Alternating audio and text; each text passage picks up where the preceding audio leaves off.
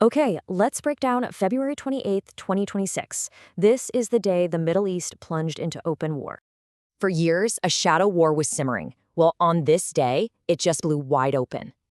It all kicked off in Tehran. Early morning, a series of explosions just rocked the Iranian capital.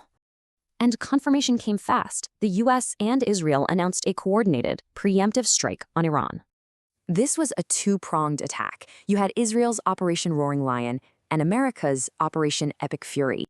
So you gotta ask, how did we even get here? This stuff doesn't just happen overnight.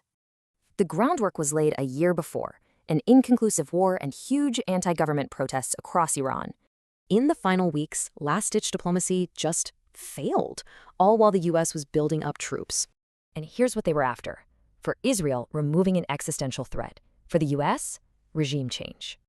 The scale of this thing was just massive. We're talking over 200 Israeli jets in the first wave. And they hit about 500 targets at once, aiming to obliterate Iran's missile and air defense systems. So what were they aiming at? Mostly key military and government buildings all over the country.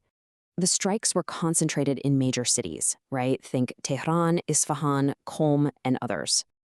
Of course, Iran hit back, and they hit back fast and wide, going after both Israeli and US targets. So suddenly, the whole region is involved, missiles flying at Israel and US bases across the Gulf. For a lot of Israelis, this felt like unfinished business, a continuation of a previous war. But there was one very specific high-level target in this attack, a huge one.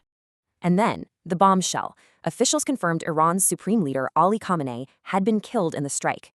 The impact went global almost right away, as Iran moved to close off a critical oil route. Now, the Strait of Hormuz, it's basically the world's most important oil choke point, a massive deal.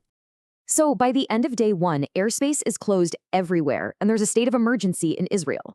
From Iran's point of view, this was totally unprovoked, and they vowed to make the US pay.